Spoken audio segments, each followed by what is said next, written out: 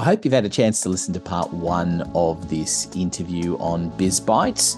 Stay tuned now for part two. Welcome to BizBytes, brought to you by Com Together, helping businesses like yours build their brand through telling amazing stories to engage and grow audiences on multiple platforms. All the greatest sculptures in life that we have around us were all made by chipping things away rather than adding to, right? And so the greatest masterpieces come from removing the material rather than putting material on it. So in a lot of cases, it's removing stuff that's in the business that actually creates the masterpiece, right? Because people are, oh, what's the latest tactic? What's the new thing? What do I have to do? Da, da, da. And they're just trying to add all this stuff. I was very careful not to say the other S word on your show, right? But all this stuff that just creates confusion. So that just gives you a background, because when somebody comes up to me and says, Azim, I want to grow my business. I want to grow my client base by 15% this next 12 months. That's fantastic, Anthony. How many clients did you lose last year? And then you get this blank look. They said, well, what do you mean? I said, well, the average business loses between about 25 and 32% of its clients every year, and not because you did a crappy job. You were no longer relevant, they moved away, they found somebody else, or whatever it is, right? So if we could stop 25% of those people leaving you, because, by the way, you already paid to get them, they've already opened their wallets and spent money with you, they're 10 times easier to sell to, you just need to talk to them, then you're probably halfway towards your goal. People, so many business owners are filling a bucket with holes in the bottom. And like I said, not because they're doing a terrible job. So as an example, one company that I work with, a franchise system I work with, what are we now? With the 25th of January. So they'll be looking at their databases now for everybody that they did work with in February 2023 and has not bought, and they do home maintenance, has not done something with them since for a year. And they'll be sending out a simple message. So everyone take notes, because it's a really great tactic and it works a treat, generates thousands of dollars, right? They'll send out saying, hey, Anthony, can you believe it's been a year since we came out and fixed your sliding door? Hope everything is okay. That's all the message is, right? And they go, oh, wow, I haven't heard from Azim. Azim's right. It was a year since he came out and did that. We need something else done, blah, blah, blah. We've seen like about an 18% uplift in sales just from sending that message out. We're not saying we're here to help you, all that rubbish that you get. What's interesting about that is it's personal, though. Yeah, absolutely. But it's personal. And I think this is the mistake that a lot of businesses make, because trades are the perfect example, right? I think anyone that's has been dropped magnets and all sorts of things in the letterbox from various tradespeople and get this off and all that sort of stuff. And invariably at one point you need an electrician, so you rang one of them and get what's fascinating is you get after it and you go, well, I did a pretty good job and I was happy enough with them. But then you absolutely forget who they are when 12 months, 18 months down the track, it's, oh, well, we've got to get something else fixed. I can't remember who it was. And you go back through the whole process again, because at best, you've got to standardize something in the mail. At worst, you've got nothing. But it's that simple act of that reminder that feels personal that is just such a game changer. The fact that I remembered what we did for you a year ago, and it took 2 minutes on their invoicing system to see that, is worth them buying more stuff. Right? We actually found out in that franchise system, 30% of their revenue comes from existing clients. And now we've uplifted it with the ones that have been working with me. Now we've uplifted that to about 45%, right? Because you get that ongoing thing. And it's really interesting, because that actually leads to another thing, is that promotion. Like when you mentioned the magnets. So here's another tip for the listeners, right? is run your marketing through the I should hope so test. Right. And the I should hope so. I've just pulled the brochure off my shelf here because I keep it just for this reason, right? Is I won't name the company, I won't embarrass them on air, but they do home cleaning, right? Let's just say they do home cleaning. And so one of the headlines says they're reliable, they're professional, they're affordable, and they're thorough. Well, I should hope so. Right. Yes. I should hope so for everyone. Well, reliable. Yes, I should hope so. When I ring you and you say you're going to turn up, be there. Now, in trades, that can be a real challenge for people, right?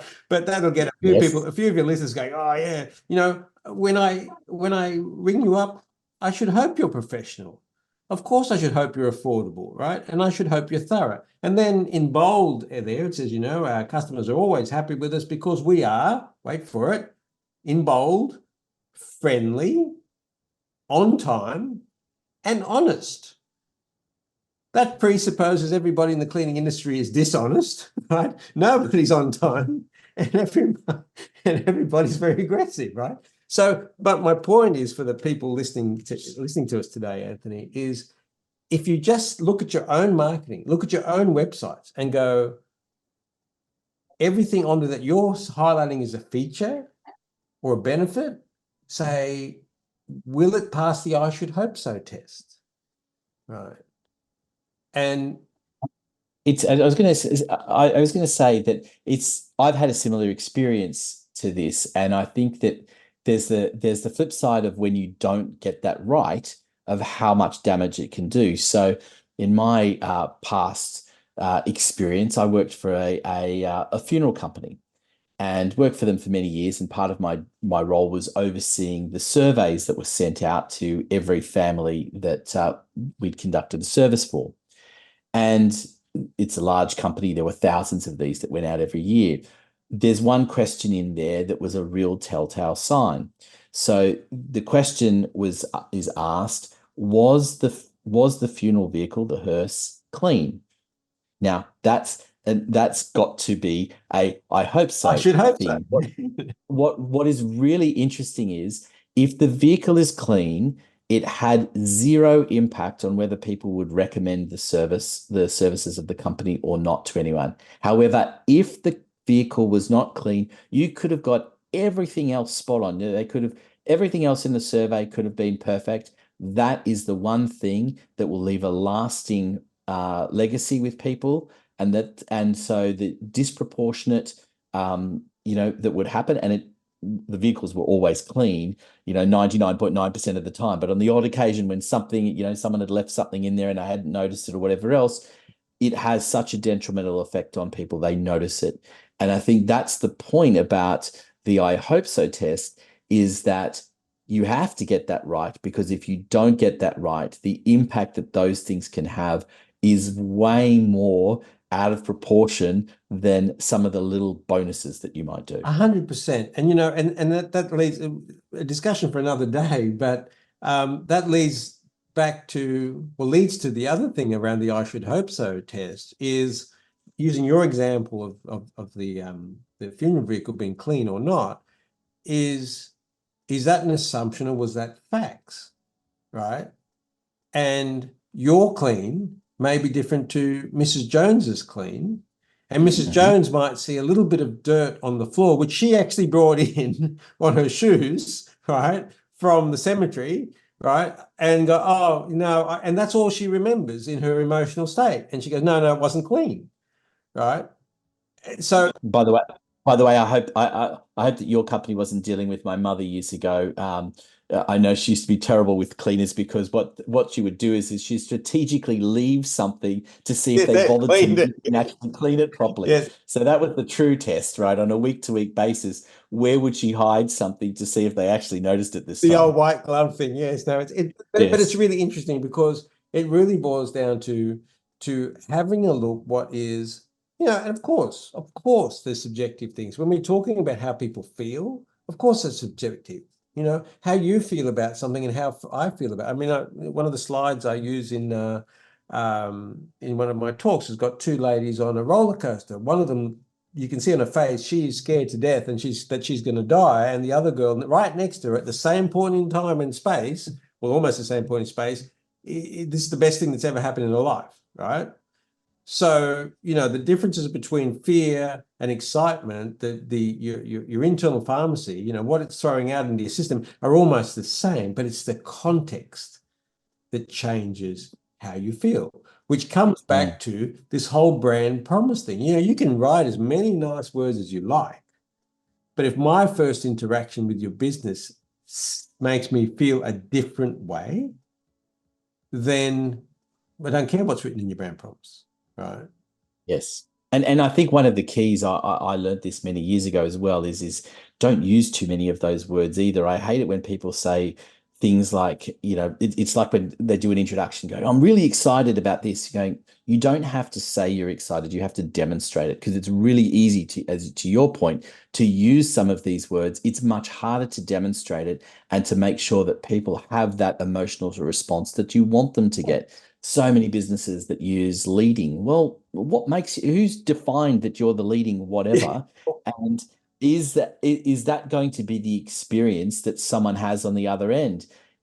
Don't say it. I don't know why people say it unless you've got something to really substantiate it. If you've won a Telstra Business Award that says you're the leading such and such, fantastic. Absolutely use it to death.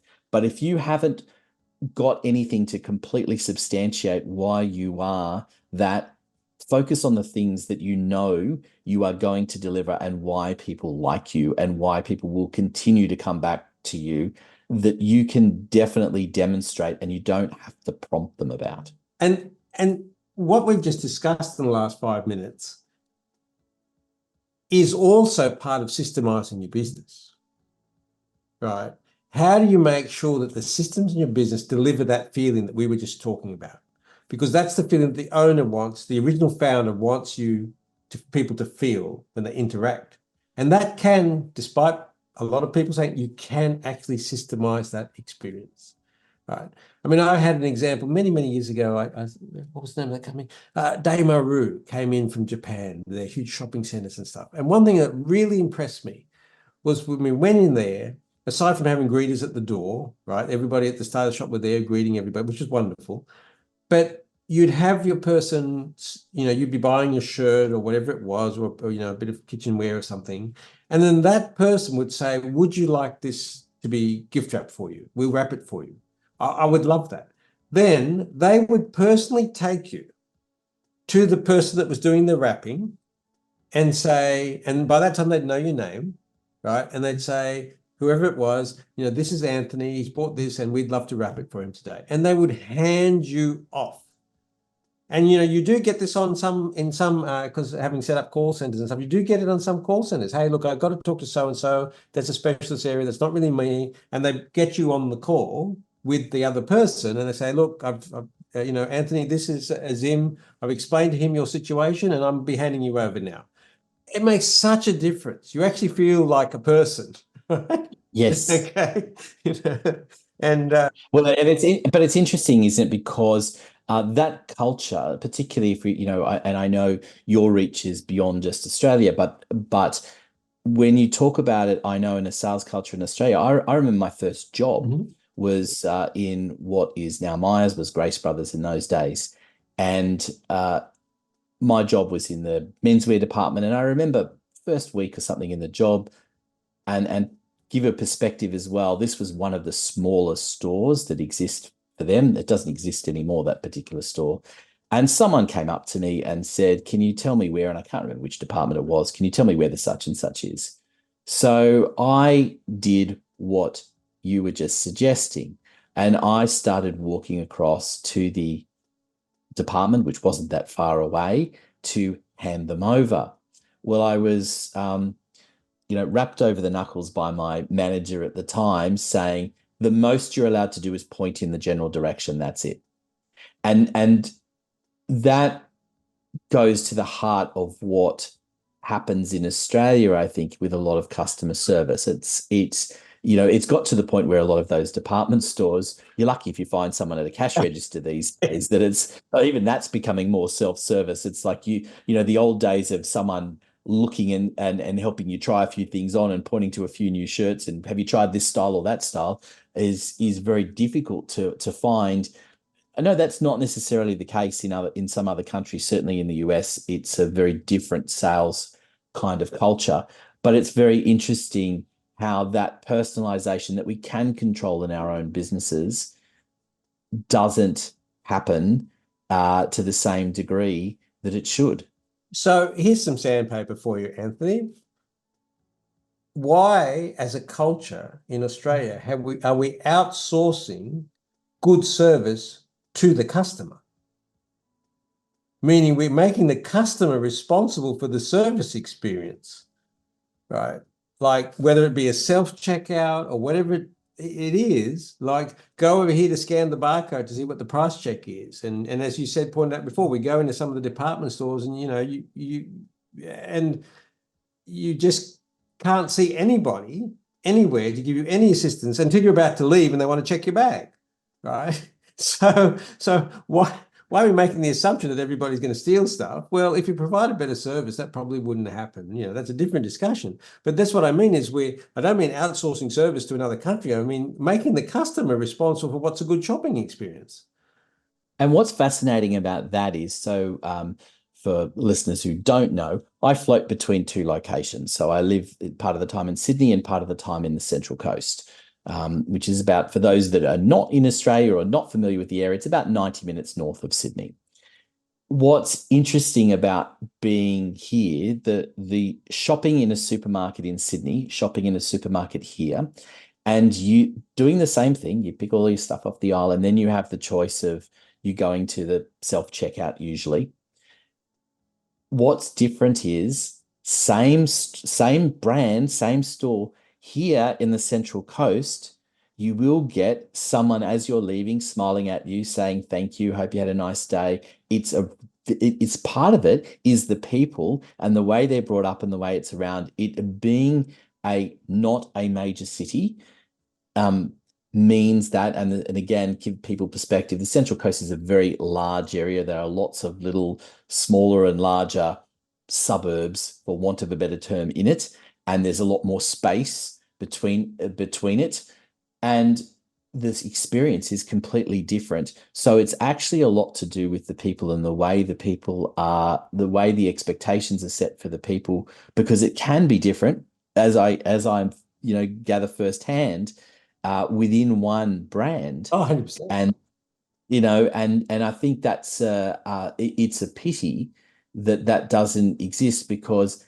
that makes our shopping experience so much better and wanting to go back to that particular branded supermarket as opposed to one of the others that we have a choice of going to. And that's so bang on, because we had the cafes we had back in the early 2000s. We had the most award-winning cafe in the upper North Shore of Sydney, right? And the interesting thing was we knew nothing about cafes before we started them. In fact, my wife and I went and bought another cafe, a little one up on the Central Coast in Ettalong, right? It was only open on the markets on the weekend, and so that we could practice and make all our mistakes there, because we had a DA. We built our own down here in Barara. But we worked on the basis of satisfying emotional needs rather than physical ones, because we can all make a cup of tea and raisin toast at home. Right. Yes. We go out to feel good. And it's not even then it's not totally convenience, because it could be drive-through then, generally, and that's just as a little segue. That's one of the amazing pieces of marketing, right? Putting the S and making it fast food, because if you take the S out, what do you get? Fast food. Okay. Anyway, I digress. But the point was we looked at satisfying a number of emotional needs, and one was we wanted people to feel welcome in our cafe. So what did that look like? Well, everybody had to be, it wasn't a huge cafe, it was like 50 seats or whatever. Everybody had to be greeted within 30 seconds of coming in the store. I never had to enforce that part of it, for the simple reason is we hired people from the local area who that was their personality. Yes. So that was one thing. We want you to feel welcome. Right? If there was a line waiting for, coffee or whatever, we'd acknowledge the person in the line and say, hey, look, really sorry about today. We'll be with you in a minute. And that's all it needed, was that they saw that we saw that they were waiting, right? X, this is why we won the awards. So feeling good was one thing. Feeling welcome was one thing. The second thing, they wanted to feel valued, right? And what did that mean? Well, that meant we kept I've got a picture somewhere. We kept a Rolodex. This was before all the great laptops and things. We kept a Rolodex of like 1,200 different regulars, right? And we had their card, and I can even remember the verbiage now. So you'd come in and say, Anthony, look, sir, do you have a card here with us? And you'd say no. And then I remember exactly what the ladies would say. Oh, we think you should have one. So we'd write out this card, and then we'd say, what's your first name? We don't need your first name. You say, oh, it's Anthony. And now, Anthony, we'll keep your card here so you don't lose it, wash it, or forget to bring it, right? And then we'd keep it there. So then when you came in, said, I've got a card there. And as my staff, I'm giving the secrets, as my staff would pull it out, now we knew what your first name was, right? Yes. And so we said, oh, Anthony, great to see you again. We'd see how many coffees you had. This is like, if I had the stuff that they have now, we would have just killed it. But we had a date stamp on a 21-piece card that we kept there. And who used to sit there and look through them every Friday night to create the loyalty program. Because by the way, now you can get facial recognition software that 100%. We know you as you come in the door and tell you that it's John walking through the door, and he had 3 coffees last week, and they were all that's it, exactly, soy milk. So that was feeling valued. And another thing about feeling valued was we ended up with our own coffee blend at one point. And so I would race out to you and say, Anthony, I really need your help today. And you say, what? And I said, look, you normally have what do you normally have as the coffee, Anthony? I'm terrible because I don't drink coffee, but soy chai latte when I go out, and a soy chai latte. Okay, so doesn't it? So let's hallucinate that you have a flat white.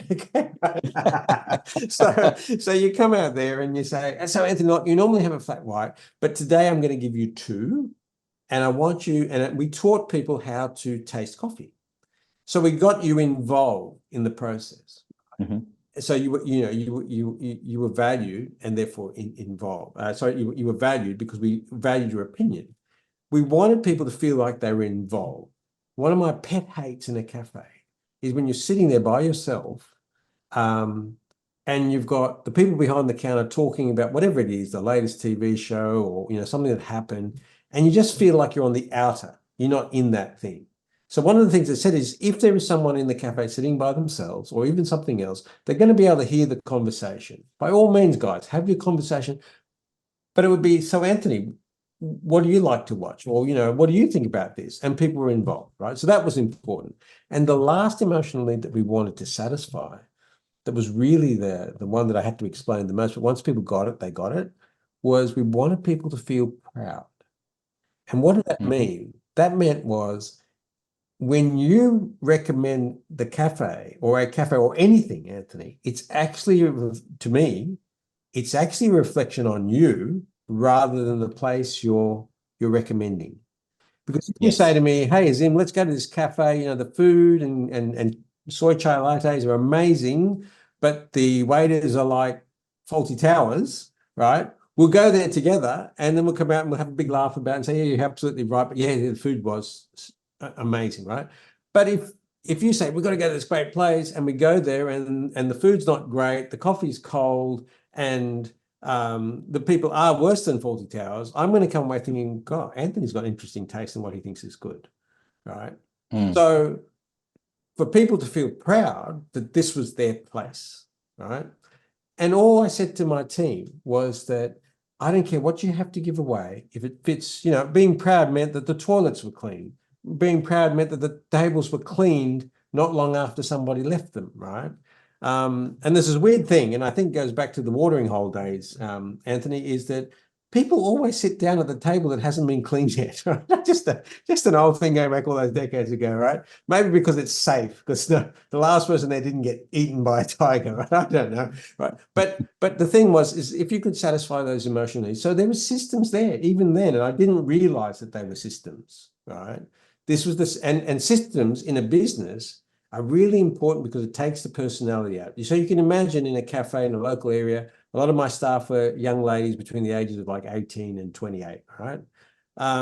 So by having a system, and I remember one particular example was one of the girls worked at a different cafe. She loved chocolate milkshakes, right?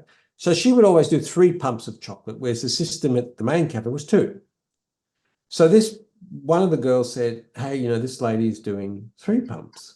And I said, well, just explain what the system is. So she went over and she said, rather than having to say, you're doing it wrong, it's just 2. She said, okay, look, the system we use here is 2 pumps for every one of the flavors, two full pumps of the flavoring. And so she thanked her because it took the personality out of it, because now you could point at the system.